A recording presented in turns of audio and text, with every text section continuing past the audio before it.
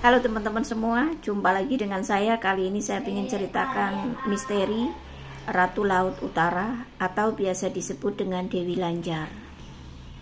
Saya punya pengalaman mistis tentang Dewi Lanjar dan saya juga dapetin banyak info dari beberapa sumber yang saya temui. Kebetulan keluarga saya ada yang di Pekalongan, teman-teman. Mungkin nama Dewi Lanjar sudah tidak asing lagi ya di telinga teman-teman. Simak video ini baik-baik, kali aja ada yang belum kalian tahu tentang sosok Dewi Lanjar ini. Jadi Dewi Lanjar ini tidak sama namanya seperti Ratu Laut Selatan, teman-teman. Kalau Ratu Laut Selatan atau Nyi Ratu Kidul itu kan biasa disebut dengan Bunda Ratu, Ibu Ratu, Kanjeng Ratu atau Nyi Roro Kidul. Buat Dewi Lanjar ini, panggilan yang disematkan oleh orang-orang Pekalongan dan sekitarnya itu bukan Nyai, bukan Ibu Ratu, bukan Bunda Ratu seperti yang disematkan pada Ratu Laut Selatan. Dewi Lanjar ini biasa disebut atau biasa dipanggil dengan sebutan Bukaji. Kalau teman-teman ke sana dan mereka membicarakan Bukaji, itu berarti mereka sedang membicarakan Dewi Lanjar, teman-teman.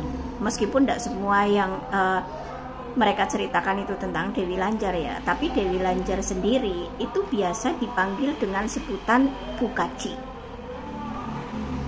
Itu, jadi bukan Ibu Ratu atau Nyai Ratu atau apa, panggilannya Bukaji, teman-teman. Saya punya pengalaman yang cukup mistis ketika dulu keponakan saya itu mau hitanan, mau sunatan. Waktu itu yang lagi ngetren itu Gambus Elvalas, vokalisnya Mbak Mila Dianur dari Pekalongan. Akhirnya saya menyarankan nanggap itu aja. Kalau dangdutan itu biasanya ada kericuan, ada keributan. Terus kalau pengajian kiainya lokal, biasanya jarang ada pengunjungnya. Nah, yang lagi ngetren itu Gambus Elvalas, vokalisnya Mila Dianur, kayak gitu kan. Akhirnya dari rapat keluarga kesepakatan, oke, yaudah Gambus aja. Nah, saya diminta untuk ke sana. Saya telepon, saya dikasih alamat, kemudian saya ke sana, teman-teman. Posisi saya ada di Pekalongan itu udah jelas, alamatnya itu di pinggir jalan raya, sebelahnya pom bensin. Tapi saya itu tidak menemukan rumahnya Mbak Mila Dianur ini, teman-teman. Saya anak-anak muternya itu tembusnya ke sawah, nyari lagi muter-muter, tembusnya ke sawah itu, sawah yang sama, teman-teman.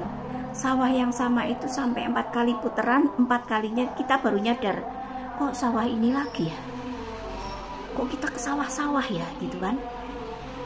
Di situ akhirnya kita nyadar, oh jangan-jangan kita dikerjain, gitu kan. Itu siang-siang loh, teman-teman. Mobil berhenti di situ, kita berdoa. Yang pertama kita istighfar 3 kali, kemudian kita baca la ilaha illa anta subhanaka inni kuntu minadz dzalimin 3 kali, lalu baca ayat kursi 7 kali. Sawah yang ada di depan kita itu tidak ada, teman-teman. Adanya jalan raya. Begitu kita tahu, ya Allah, adanya jalan raya. Kita berhenti sejenak, itu ada yang salah kali ya dengan kita gitu. Kita nggak permisi atau gimana gitu kan, karena kita mau nanggap orang yang di wilayahnya Bukaji itu, tapi kita nggak permisi gitu. Akhirnya kita diuter-uterin gitu kan. Setelah istighfar, setelah baca-baca doa itu ketemu, tapi kita tidak cerita sama Mbak Mila, ceritanya sama keluarga sendiri gitu.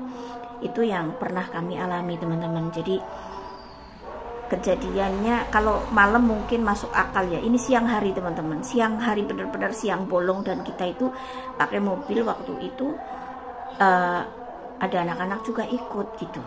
tapi disasar-sasarin dengan muter-muternya kita, ketemunya sawah itu lagi, ketemunya sawah itu lagi, ketemunya sawah itu lagi, sampai 4 kali itu baru nyadar. Setelah kita baca-baca doa, sawahnya tuh nggak ada yang kelihatan, ya jalan raya teman-teman. Itu pernah saya alami. Kebetulan kan saya keluarganya ada yang di Pekalongan. Memang panggilannya Bu Kaji, bukan Bunda Ratu atau Ibu Ratu, enggak. Jadi setiap pasaran Jumat Kliwon itu pasar Sentiling, kalau misalnya bau harum yang sangat menyengat, mereka tahu, oh Bu Kaji ke pasar. Itu pasti pasarnya ramai semua. Itu yang mereka ceritakan. Jadi kalau misalnya nih Jumat Kliwon udah ada bau wangi yang menyengat, itu berarti Bu Kaji udah ke pasar. Itu pasar Sentiling teman-teman. Dan tempat di Dewi Lanjar itu selamaran di Ngebum.